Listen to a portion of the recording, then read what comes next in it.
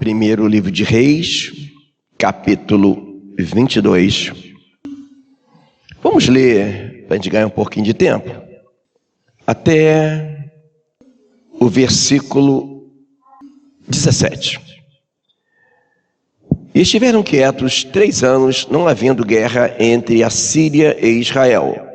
Porém, no 3º ano, sucedeu que Jeosafá, rei de Judá, desceu para o rei de Israel.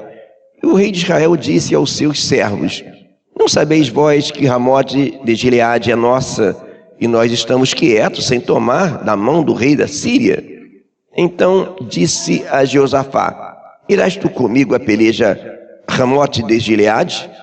Disse Jeosafá ao rei de Israel: serei como tu, e o meu povo com o teu povo, e os meus cavalos com os teus cavalos. Disse mais Jeosafá ao rei de Israel: consulta, porém, primeiro hoje a palavra do Senhor. Então o rei de Israel ajuntou os profetas até quase 400 homens e disse-lhes: irei a peleja contra Ramote de Gileade ou deixarei de ir? E eles disseram: sobe, porque o Senhor a entregará na mão do rei. Disse, porém, Jeosafá: não há aqui ainda algum profeta do Senhor ao qual possamos consultar? Então disse o rei de Israel a Jeosafá: ainda há um homem por quem podemos consultar ao Senhor, porém eu o aborreço, porque nunca profetiza de mim bem, mas só o mal. Este é Micaías, filho de Imlá. E disse Jeosafá: não fale o rei assim. Então o rei de Israel chamou um eunuco e disse: traze-me depressa a Micaías, filho de Imlá. E o rei de Israel e Jeosafá, rei de Judá, estavam assentados, cada um no seu trono, vestido de vestiduras reais, na praça, à entrada da porta de Samaria. E todos os profetas profetizavam na sua presença. E Zedequias, filho de Kenaná, fez para si uns chifres de ferro e disse: assim diz o Senhor, com esses ferirás aos sírios até de todo os consumir. E todos os profetas profetizavam assim, dizendo: sobe a Ramote de Gileade e prosperarás, porque o Senhor a entregará na mão do rei. E o mensageiro que foi chamar Micaías falou-lhe dizendo: vês aqui que as palavras dos profetas a uma voz predizem coisas boas para o rei. Seja, pois, a tua palavra como a palavra de um deles, e fala bem. Porém Micaías disse: vive o Senhor, que o que o Senhor me disser, isso falarei. E vindo ele ao rei, o rei lhe disse: Micaías, iremos a Ramote de Gileade a peleja, ou deixaremos de ir? E ele lhe disse: sobe e serás próspero, porque o Senhor a entregará na mão do rei. E o rei lhe disse: até quantas te conjurarei que me não fales senão a verdade em nome do Senhor? Então disse ele: vi a todo Israel disperso pelos montes, como ovelhas que não têm pastor. E disse o Senhor: esses não têm Senhor, torne cada um em paz para a sua casa. Amém? Peço aos amados que se assentem. E à medida que iremos desenvolver a pregação, iremos terminar essa história, porque ela é muito longa e ela vai terminar lá no finalzinho. E é uma das histórias mais controversas da Bíblia, e ao mesmo tempo uma das histórias mais pertinentes ao momento, ao qual o Paulo falou de que seriam tempos trabalhosos. Por que ela é uma palavra interessante? Aqui estavam Jeosafá e Acabe. Para a gente entender a história, é importante se fundamentar que Acabe era um rei fiel ao Senhor. Não, Jeosafá era um rei fiel ao Senhor. E Acabe era um rei corrupto. E obedecia muito a Jezabel, sua mulher, que era uma feiticeira, uma mulher totalmente oprimida. E agora já havia sido profetizado que Acabe iria morrer pelo profeta Elias há um bom tempo. E agora Acabe queria ir para uma peleja. E o que ele faz? Ele quer ouvir uma profecia boa. Aí já começa aqui uma coisa interessante, né, irmão? Às vezes eu fico vendo, cara, as pessoas postam lá nas redes sociais: Deus vai te dar vitória. Aí tem um monte de curtida. Agora, se Deus fala, Deus manda você se consertar, aí não tem curtida. O povo só quer ouvir palavra de vitória. Aí o camarada sabe que o povo quer ouvir, aí dê um glória aí que Deus vai, dê um amém que Deus vai te dar vitória, como se as coisas de Deus fossem mágica. Então, Acabe queria vir uma coisa boa. E aí ele pergunta: não tem mais nenhum profeta? Ele pergunta para Josafá. Aí Josafá fala assim: tem. Aí ele fala assim: tem. Josafá fala assim: tem em Micaías.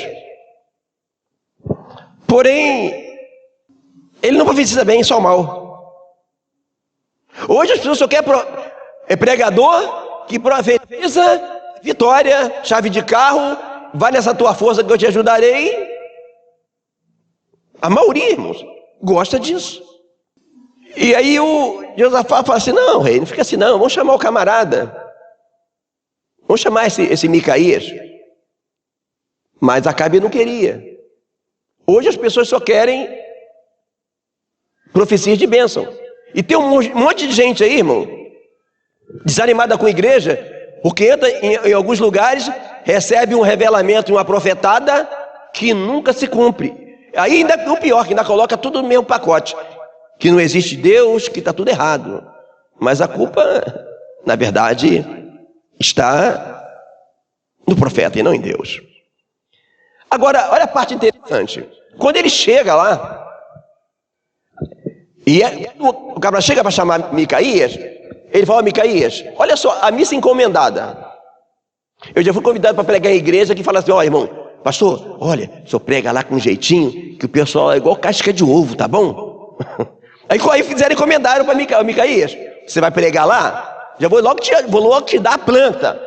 Tá todo mundo lá profetizando que Acabe vai vencer. É igual alguns convites que você recebe. Olha, já te dá o tema, ó. É o seguinte, o pastor logo gosta de palavra de levante. Deus vai te exaltar, o melhor Deus da tua vida está por vir, e tá. E no final o cara entra em falência, a mulher morre de câncer, a derrota total. Mas na hora que o pregador falou: Deus vai te exaltar, aí recebeu a glória de todo mundo. Aleluia, glória. Um sapateia, outro rodopia. Não é verdade? Não é assim, irmãos? Então o camarada encomendou a missa para Micaías. Aí Micaías, só que Micaías fala assim: olha, não. O que Deus mandar eu vou dizer. Não é isso que nós temos no texto? Vive o Senhor que o que Deus mandar eu vou falar. Agora, o engraçado acontece. Que quando ele chega lá, uma coisa é quando ele é chamado. Outra coisa é quando o pregador chega na igreja. Às vezes, quando ele está em casa, né? Aí Deus dá a mensagem melhor: vai lá e prega concerto. Aí o pregador: amém, Senhor. Ainda mais os pregadores de hoje, né? Aí quando ele chega na igreja, que ele viu Acabe com vestes reais, Josafá, todo mundo, aquela pujança do lugar, aí ele muda de ideia. É igual alguns pregadores. Quando ele está em casa orando, se consagrando, Deus manda pregar uma coisa. Mas quando chega na igreja, ele vê aquela coisa mais linda. E aí ele fala assim: ai, se eu pregar aquilo que Deus mandou, eu nunca mais vou pregar aqui. Aí ele pensa duas vezes, aí ele muda a pregação. Ou, durante o culto, tudo gira em torno que Deus vai dar vitória. Porque, amados, a palavra ela é variada. A palavra ela é de ciência, sabedoria, consolação, exortação, edificação. Mas tem gente que a Bíblia dele só tem palavra de edificação, palavra de consolação, e mel, até mel demais enjoa. Então, é o que acontece muito hoje em dia. com muitos pregadores que não querem perder a agenda. Ele se contextualiza.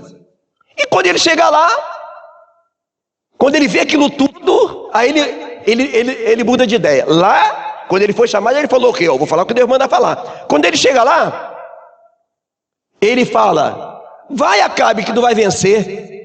Mas como diz o ditado, né? Santo, quando vê muita esmola, desconfia. Aí ele fala assim: o cara só profetiza mal, agora precisou bem. Até quando te conjurarei para que tu me fale só a verdade? Está no versículo 16. Aí Micaías fala: você quer ouvir a verdade? Então eu vou falar. Você vai ver, você vai perder. Eu vi Israel disperso. E aí ele continuou a falar tudo o que ele falou. Sabe o que acontece depois disso aí? Aí, olha o que vai acontecer.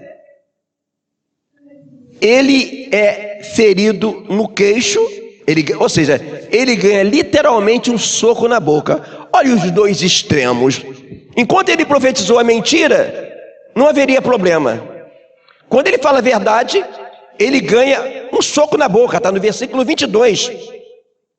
Por que muitas pessoas não querem pregar a verdade? Porque ele incorre às vezes em perseguições, calúnia, difamação ou desprezo. Antes da gente prosseguir essa mensagem, a ciência explica o que acontece. É algo chamado efeito manada ou comportamento de manada. Enquanto ele estava sozinho, ele pensa de um jeito. Quando ele viu a galera toda de outra forma, ele não queria ficar desprezado. Ele não queria ficar só. Aí ele se contextualiza. Agora, preste atenção na sua vida. Como nós, o tempo todo, vivemos o efeito manada. Usamos o corte de cabelo da moda, né? Que todo mundo usa. Usamos a roupa da moda, que todo mundo usa. Ou você teria coragem de chegar aqui na igreja com o cabelo cortado à moda dos anos 70? Imaginou? O irmão Arilson com aquele costeletão do tempo de Dom Pedro, lembra do Maurício daquela época? Tu não lembra não, né? Eu sou mais velho que você. O que é isso, irmão Arilson? Tá fazendo algum filme de época? Vai trabalhar em alguma novela? Não é verdade? Vivemos o efeito manada o tempo todo. No que vestimos, no que falamos, no como cortamos o cabelo e até como pensamos. O efeito manada está em todo o tempo. Nós fazemos alguma coisa porque todo mundo faz. Não é sempre assim? Não, todo mundo está fazendo, eu vou fazer também. Vivemos isso. Só que o detalhe é que nós não somos deste mundo. Nós somos forasteiros. Então não podemos viver como todo mundo vive.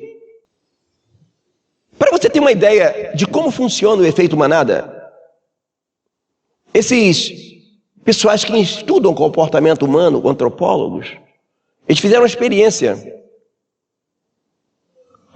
com um número de pessoas. Você tem uma noção de como é o efeito manada. Eles colocaram várias pessoas para fazer uma prova, só que alguns eram atores, tá?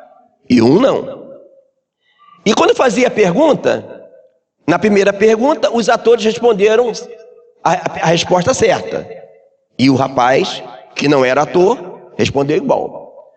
Quando foi na segunda pergunta, os atores, de propósito, marcaram aleatoriamente o errado. Era de múltipla escolha, então um marcou a C errado, outro marcou a D errado, mas ninguém marcou a A, que era certa. Aí o cara que não era ator, na primeira vez ele marcou a certa. Tá entendendo? Na segunda vez que vieram outra pergunta, os atores novamente responderam errada. Aí ele parou e pensou. Aí ele botou a mesma certa. Na terceira vez que todo mundo respondeu errado, aí ele não se segurou, aí respondeu errado como todo mundo. E na terceira, pro final da prova, ele colocou tudo errado, porque todo mundo marcava a resposta errada. Respondia errado e ele respondia igual. Percebe?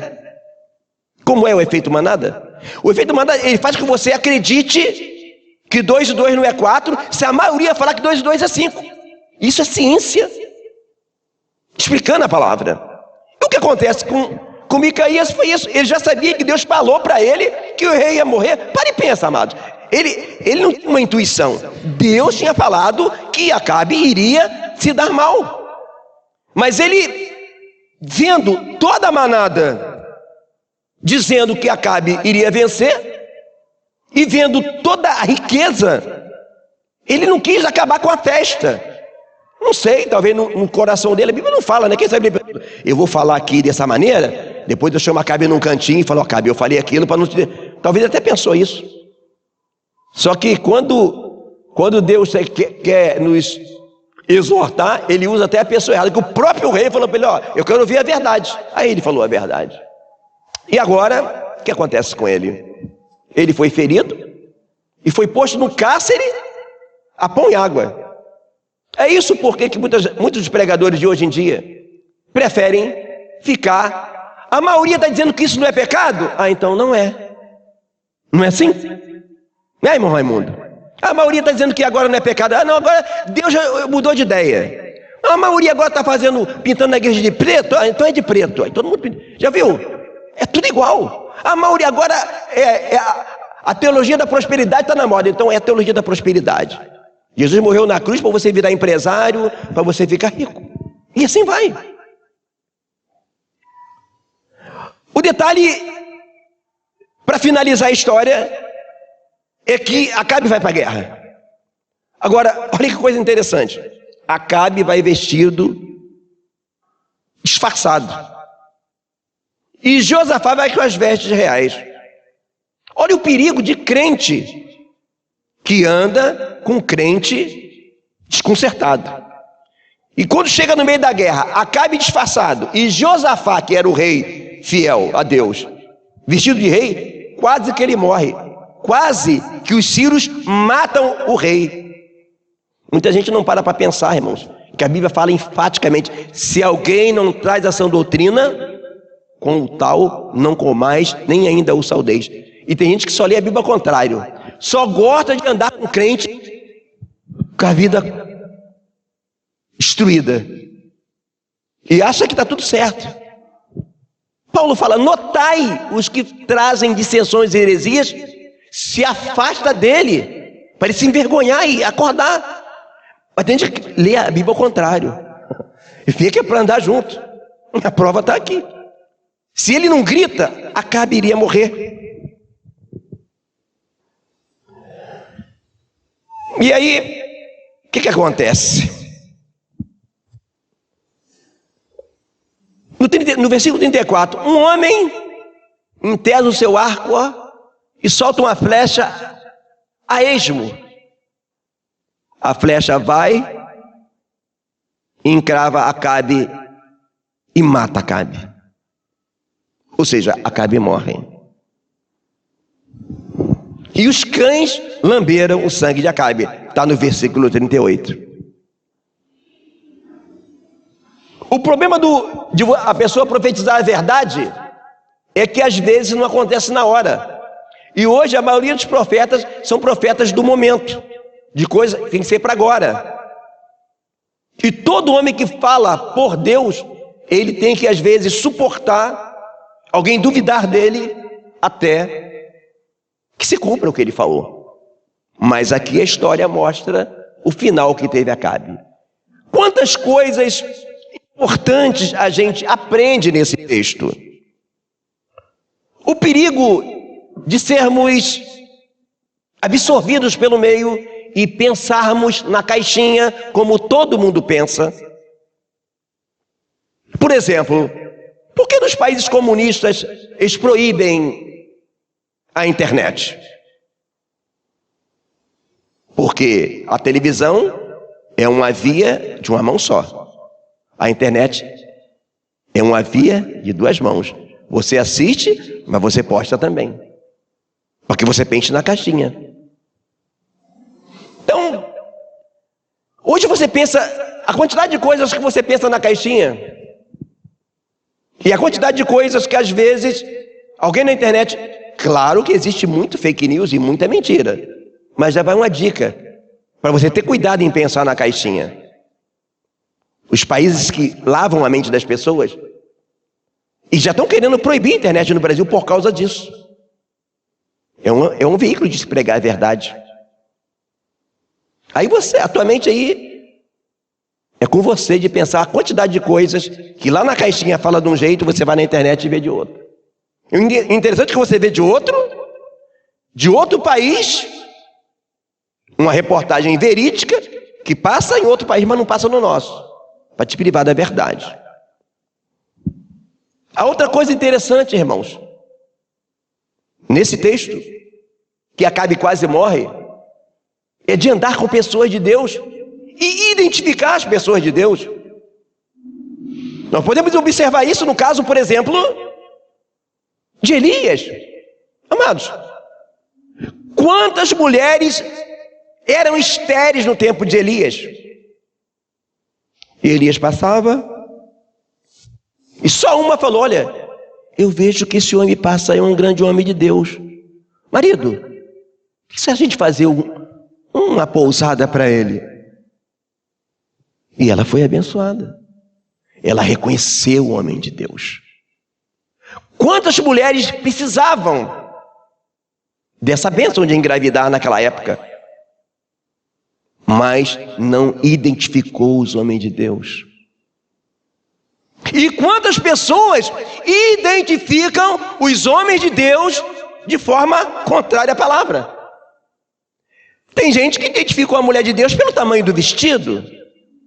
Outros identificam o homem de Deus pela quantidade de línguas estranhas, ou se ele tem um revelamento bom, ou faz algum milagre. Mas olha o que fala em Mateus 7. Se ele faz milagre, muitos me dirão naquele dia: em teu nome não profetizamos? Não fizemos nós muitas maravilhas? Então vos direi abertamente: apartai-vos de mim, que eu não te conheço. Mateus 7, 23.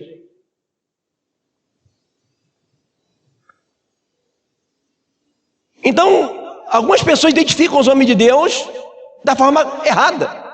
Nesse mesmo Mateus 7, você vai ler no início que ele fala assim: acautelai-vos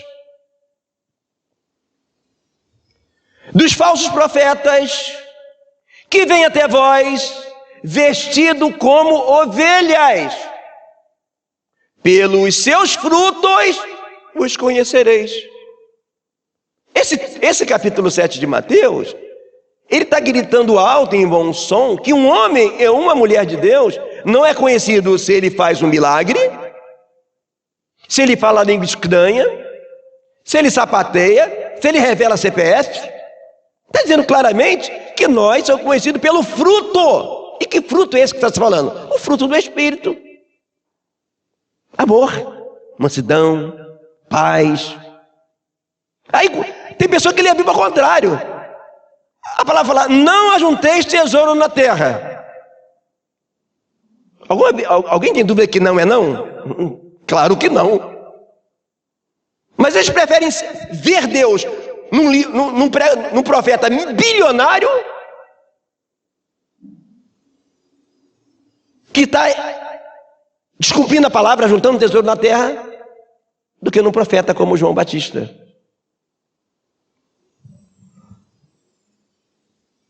Cadê o amor dele? Jesus vai dizer para muitos líderes bilionários da nossa época naquele dia: eu tive fome e não me deste de comer. Eu tive sede e não me deste de beber. Ou não vai? Eles vão morrer e a fortuna vai ficar aí. Talvez os filhos queima tudo e perde. Que dinheiro é assim, né? Quantos bilionários ficaram pobres? Muitas pessoas às vezes não são abençoadas porque não identificam homens e mulheres de Deus, ou identificam pela ótica errada. Observe o que Jesus falou de como conhecer um homem de Deus. Nisto todos conhecerão que sois os meus discípulos. Como? Como, igreja? Se vos amardes uns aos outros. Como vou seguir um homem bilionário, sabendo que existem irmãos nossos no Brasil e fora do Brasil, como na África, precisando de auxílio? E a palavra fala: não ajunteis tesouro na terra. Mas tem gente que segue. Mas por que segue? Alguém sabe por quê? Porque tem uma multidão lá. As multidões aprisionam prisões. Tem gente que sabe tanto disso, que se vai gravar um programa para colocar na televisão, ele sai pegando um monte de gente nas filiais para encher, para dar uma impressão que a casa está cheia. Porque ele sabe que o povo acredita que a multidão está sempre certa. Não é? Você vem com o teu carro dirigindo, aí tu vê todo mundo voltando na contramão. O que você faz? Volta, né? Não é assim? É, irmãos, é o efeito manada. E isso acontece no Evangelho. E isso aconteceu nessa história. E nós estamos sendo desafiados a cada momento, irmãos. Não somos melhores do que Micaías. Não venha condenar Micaías, porque o que acontece com Micaías pode acontecer conosco o tempo todo. Na hora de decidirmos entre pensar na caixinha ou pensar de acordo com a palavra. Então vamos começar a observar o que Jesus falou sobre o efeito manada. Vamos começar a observar o que Jesus falou sobre multidões. Observe. Ele poderia dizer: olha, você tem um comparativo da Bíblia, não é o que eu estou falando, a Bíblia, e o efeito manada que é inerente ao ser humano. Ele poderia dizer: olha, onde houver pelo menos 50, eu estarei no meio de vós. Não poderia falar assim? Ó, quando eu estiver no lugar, pode ter certeza que no mínimo 50 vai estar lá. Não, olha o que ele vai dizer: onde houver 2 ou 3 reunidos em meu nome, eu estou. Não é assim? Tu está no teu trabalho e alguém fala: irmão, fui no culto ontem, foi uma bênção. Aí, quantas pessoas tinham lá? Tinha muita gente? Não é sempre assim a pergunta que fala? O povo está sempre assim. Tem que ter uma multidão. Mas ele fala 2 ou 3. Agora vamos mais. Jesus quebrando o efeito manada. Entrai pela porta estreita, porque largo, espaçoso o caminho que conduz à perdição, e muitos são o que a encontram. Porfiai por entrar. Eu falei errado? Por entrar pela porta estreita. Pouco são os que entram por ela. Poucos entram da porta estreita. Então é a minoria. Eu não estou lavando sua mente. Eu não estou te conduzindo mentalmente. Eu estou te mostrando o que a palavra está dizendo para você. O que eu penso não importa. Jesus disse: porfiai pela porta, entrai pela porta estreita, porque larga, espaçosa é a porta que conduz à perdição, e muitos são os que entram por ela. Mas as pessoas só acreditam. Por que você, pastorzinho, prega que isso aqui está errado? Eu não acredito em você não. A maioria dos pastores fala que não tem problema. Que problema há em tomar uma cervejinha socialmente? A maioria fala assim. Que probleminha tem a gente ir lá para a praia, bronzear um pouquinho? Não, Jesus fez a praia. Por que só você, pastorzinho, fala ao contrário? Aí, se o pastorzinho não tiver cuidado, ele para e pensa: vou mudar essa pregação aqui, porque não está dando ibope, não. Então Jesus, ele já colocou claro que a multidão estaria na porta larga. Aí agora é contigo você imaginar quem está certo e quem está errado. Né, irmão da mata? É fácil de fazer a conta, né? Jesus falou, você observa o panorama e você vê onde você acha que está a coisa certa. Mas o interessante é que essa história ela não para aqui. Vamos dar uma surfada na Bíblia, do Velho Testamento ao Novo, para observar o efeito manada e tirarmos a nossa conclusão. Vamos começar, por exemplo, por Noé. Pregou mais de 100 anos, ok? Qual foi a multidão que entrou na arca? Entrou a multidão? 1-0 para Jesus. E 0 para a multidão. Agora, vamos pegar, por exemplo, Gideão vai para a guerra. Ele tinha 22 mil. Ok? Pela lógica, deveria arrumar mais gente, porque os midianitas eram que nem gafanhoto. Resumo da história. Ele vai com 300 e vence a guerra. 2-0 para Jesus e 0 para a multidão. Talvez você nunca parou para pensar isso, né? Mas é a Bíblia, irmão. É por isso que a Bíblia não foi feita para ler. A Bíblia foi feita para comer. O que é comer a Bíblia? É meditar em oração, em jejum. Eu sempre digo, o que uma sala de seminário vai te dar, você não vai conseguir em outro lugar. Não vai, não tenha dúvida. Agora, o que o deserto da oração e do jejum, da comunhão, da intimidade com Deus vai te dar, nenhum seminário consegue te dar. É a revelação, é a profundidade. Pensa bem. Vamos continuar. Agora vamos ver Micaías. Todo mundo dizendo, quase 400 profetas dizendo que Acabe ia vencer a guerra. Micaías, só Micaías. Irmão, não só tinha Micaías de profeta naquela época, não. Só ele profetiza. 3-0 para Jesus e 0 para a multidão mais uma vez. Ok? Concordam? Amém? Amém, igreja? Prosseguindo.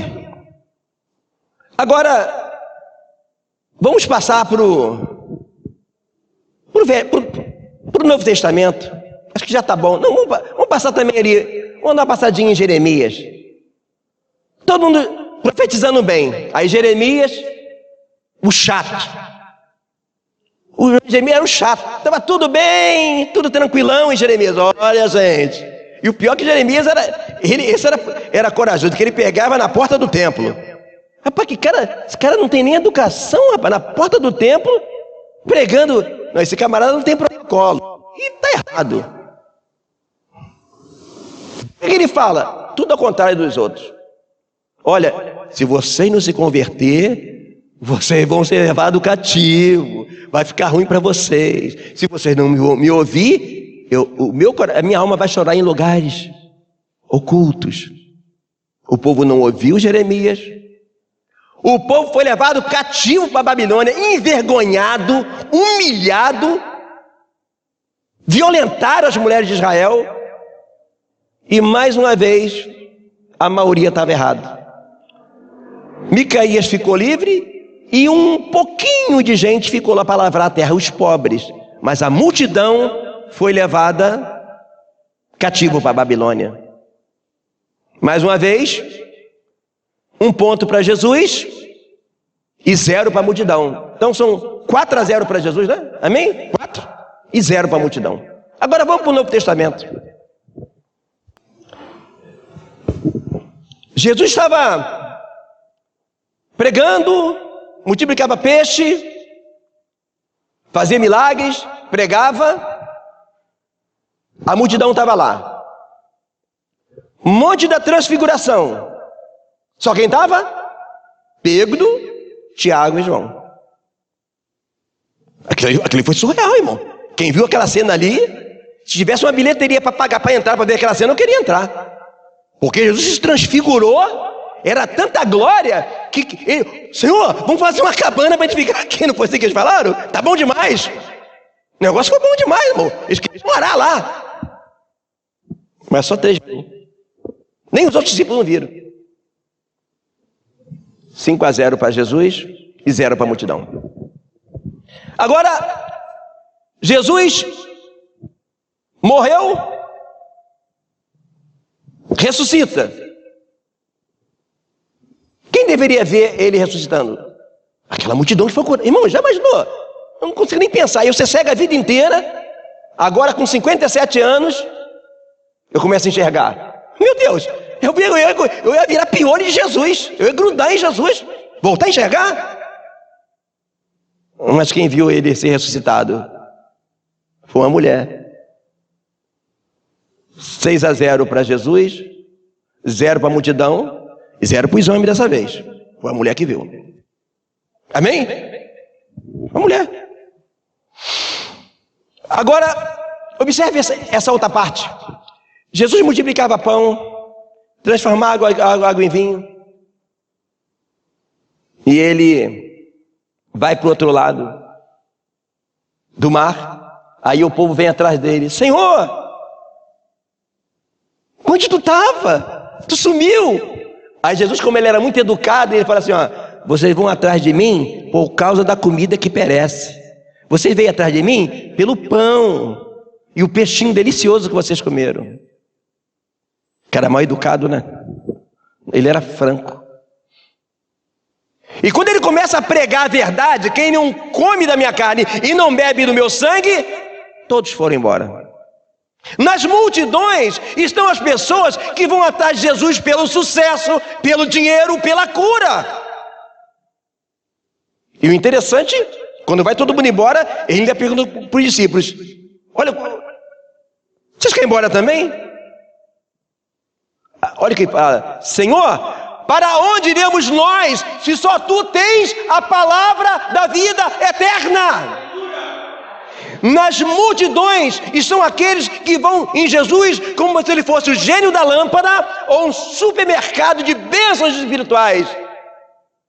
Mas na comunhão estão aqueles que amam a palavra, que sabem que o mundo pode dar dinheiro, fama, mas paz só Jesus. E quantos com fama e dinheiro que hoje irão se suicidar em alguma parte do mundo?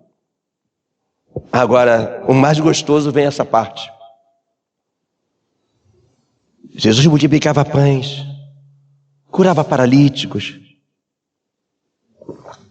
curava leprosos. E ele fala, ele morreu, ressuscita, foi visto por cerca de 500 irmãos. E fala, ficai em Jerusalém até que do alto sejais revestido do poder de Deus. Irmãos, se tivesse bilheteria para pagar, para ficar 10 minutinhos naquele cenáculo, se vocês não pagam, eu pago. Porque aquele momento foi surreal. Estavam todos reunidos no cenáculo. De repente, veio do céu um vento impetuoso e veemente, e foram vindo sobre eles línguas repartidas como línguas de fogo, e todos foram cheios do Espírito Santo. Mas a multidão não estava lá, só 120. Irmão, você tem dúvida ainda do perigo que é seguir as multidões? Do perigo que é o efeito manada? E eu falo espiritualmente, e eu falo para a sua vida secular também. Não, irmão, todo mundo falou que agora é assim, eu vou fazer. Peça a revelação, irmão. Quem está ligado sabe o que eu estou falando e o que eu não posso falar. Quem está ligado sabe, quem tem o Espírito Santo sabe o que eu estou falando, discerne o que eu estou falando. Pensa, irmãos, multidões que foram curadas no cenáculo, aquele momento surreal, glorioso, onde 3.000 almas se converteram, só 120, Antônio. Tu não queria estar lá, não? Fala a verdade. Tu não pagava para estar lá num lugar desse? Pois é. Por que será que aqueles outros não estavam? Porque aqueles outros não estavam que nem Eliseu. Eliseu, fica aqui que eu vou até Betel. Oh, vai até Betel? Eu vou contigo. Eliseu, fica aqui que eu vou a Jericó. Eu estou contigo, eu não te largo. Aqueles que realmente reconheceram Jesus, eu acho que alguns ficaram no cenáculo. Meu Deus do céu.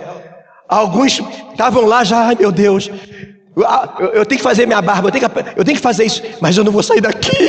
Eu sei que vai acontecer, eu sei que ele virá. E de repente, o Pentecostes acontece.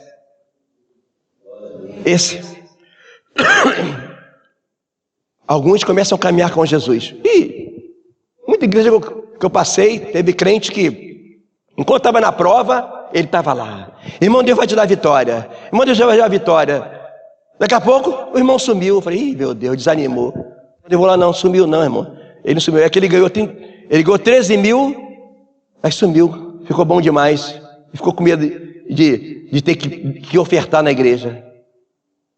Outros estão lá enquanto está tudo bem. Na hora que passa um vento, acabou. Ele acha que o Jesus dele, tem na Bíblia dele. Tem gente que pensa que na Bíblia tem aquele livro de Dâmaris, capítulo 171, versículo 12. Agora é só vitória. Não tem, irmãos. Na Bíblia, no mundo tereis aflições, mas tem de bom ânimo, eu venci o mundo. Outra coisa, ter paz e alegria, com a geladeira cheia, com a conta bancária alta, o mundo faz. Agora, o ponto alto do Evangelho é que Paulo e Silas estavam presos, com os pés presos, com as mãos presas, mas glorificavam, exaltavam ao Senhor. Nem a dor, nem a prisão pararam aqueles homens. Esse Evangelho que prega paz e alegria na prosperidade e na abundância não é o Evangelho da Bíblia, porque a paz de Cristo não é circunstancial. Agora, o perigo maior desse evangelho, ainda no texto, a gente vai voltar um pouquinho, presta atenção no problema que há aqui, ó. É o último toque dessa palavra. Quando ele fala no versículo 20, Deus induziu Acabe para que suba e caia em Ramote de Gileade. E um dia, de uma maneira, ele fala assim, ó, versículo 21. Então um espírito se apresentou diante do Senhor e disse, eu induzirei. E o Senhor disse com que? Eu sairei e serei um espírito de mentira na boca de todos os seus profetas. Viu aí? Agora, olha a pergunta que ele vai falar assim, olha. No 24, parte B. Por onde passou de mim o Espírito do Senhor para falar a ti? Qual o entendimento disso aqui? Aquela multidão que estava lá, dizendo que Acabe ia vencer, essa multidão que fica falando, agora é só vitória, que não importa que você está com a vida escangalhada, que você está no pecado, que Deus vai te abençoar. Ele acha que Deus usa eles, irmãos. Eles falam língua estranha. E eles acham que Deus está usando eles. E eles falam, por onde passou o Espírito Santo de Deus de nós para falar a voz? Eles achavam que Deus estava com eles. Tem muita gente confundindo, irmão, demônios com o Espírito Santo. É muito parecido. Tanto que eles achavam. Pegou? Ele fala, por onde passou? Eles achavam que estava fazendo a coisa certa. Mas quando é que a gente descobre que alguém está falando pelo Senhor? Pelo fruto, amados. Pelo fruto. Primeira coisa que quem fala pelo Espírito sempre vai se preocupar. E não tem saída. Último tópico interessante, irmão. Perfil do homem, da mulher de Deus. Sempre glorifica o Senhor. Sempre busca a glória de Deus. Coríntios 13. O amor não se ensoberbece, não busca os seus interesses. Perfil do falso profeta, do endemoniado. Se assentará, é o perfil do anticristo. Se assentará no trono de Deus, querendo parecer Deus, bota a foto na placa da igreja, faz bonequinho da pessoa dele. No púlpito tem que ter um troninho para ele, porque o pastor é mais alto do que os membros. Não sei onde está na Bíblia, que ungido é só o pastor. A Bíblia fala que todos somos ungidos. Para colocar na mente da pessoa que ele está sempre certo. Isso é ciência. A diferença do homem que fala por Deus e o que não fala é esse. É que ele sempre traz para si a glória. Ele se autoafirma. Ele quer produzir na plateia uma ideia que ele é uma pessoa acima da plateia. Quando que é diferente. Jesus disse: quando viesse o Espírito Santo, perfil do homem e da mulher de Deus. Quando o Espírito Santo viesse, não falaria de si mesmo. E a principal coisa que Deus falou que você não pode esquecer, está lá no livro de João. Quando ele fala da vinda do Espírito Santo, você pode procurar em casa que você vai achar. Ele fala assim: quando o Espírito vier, ele vai fazer uma coisa que nenhum outro vai fazer. Ele me glorificará. A preocupação de quem fala pelo Espírito é glorificar a Jesus. Não é glorificar a placa da igreja, o ministério dele ou a pessoa dele. Simples assim. Mas por que quem fala pelo Espírito, ele sempre glorifica Jesus e não puxa um pouquinho de sardinha para a brasa dele? Simples. Porque ele conhece a palavra. Se quem fala pelo Espírito, ele tem certeza que o Espírito fala na boca dele. E se ele tem certeza que o Espírito fala na boca dele, o que Jesus falou? As ovelhas conhecem a voz do pastor.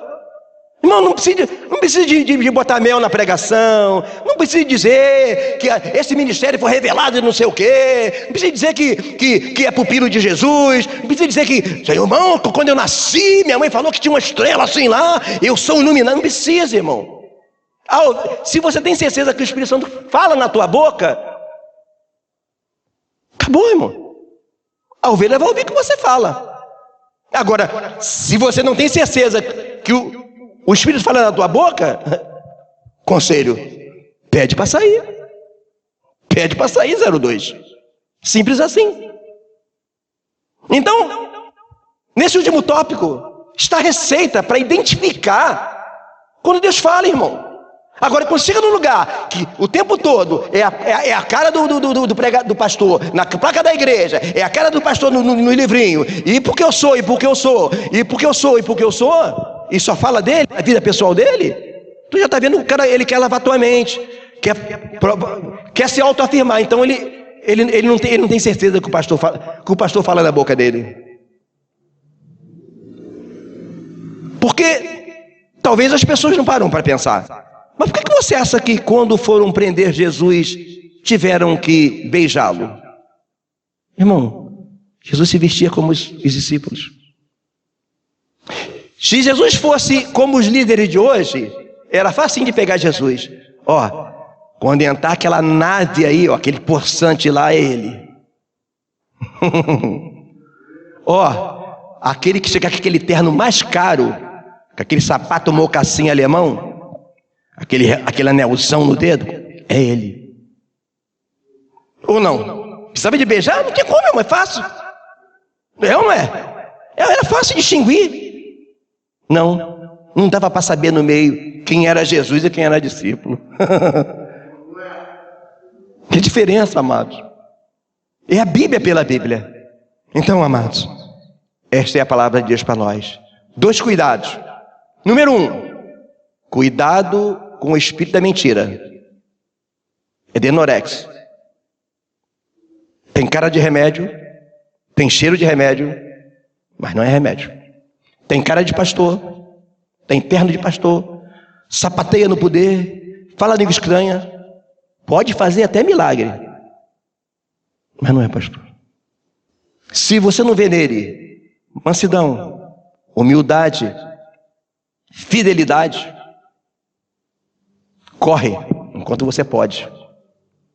E o segundo, cuidado com o efeito manada. Se você puder, dá uma pesquisada no Google. O que é o comportamento de manada? Você vai se assombrar como nós somos assim. Já pensou só quando você entra dentro de um lugar ou de uma van e você dá uma assobiadinha? Duvido que pelo menos uma assobia. Nós somos assim. E nas coisas espirituais, se nós seguirmos a manada, ficaremos igual aquele povo.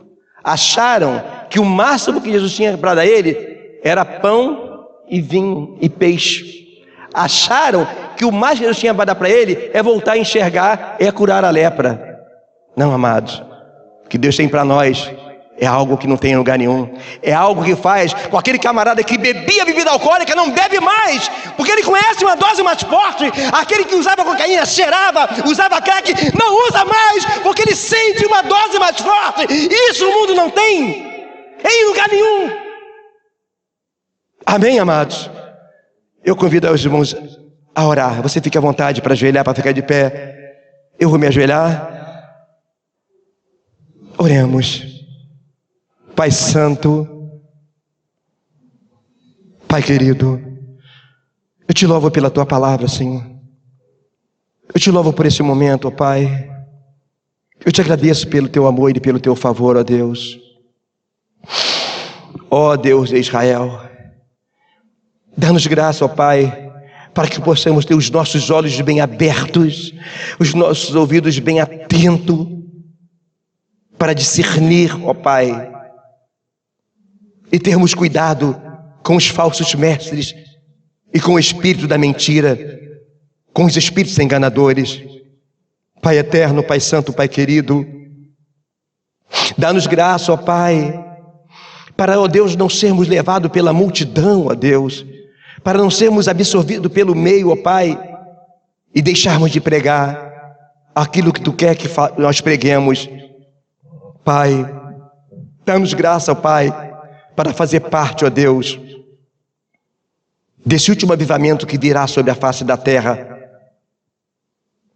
sobre a Tua igreja, e não sermos envolvidos com as multidões e levados, ó Pai, ao erro.